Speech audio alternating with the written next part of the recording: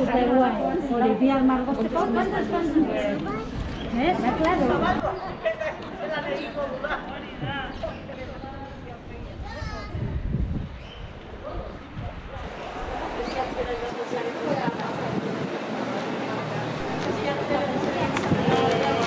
Argezetako jenteari, aurreskolako familiei bereziki, eskerrik asko apoiatzearen, eta beste urte batzuetako familiak ere badaude, beraz, ia denon artean zerbait lortzen dugun, behintzat entzunda izatea ez dela gutxi, eta eskerrik asko.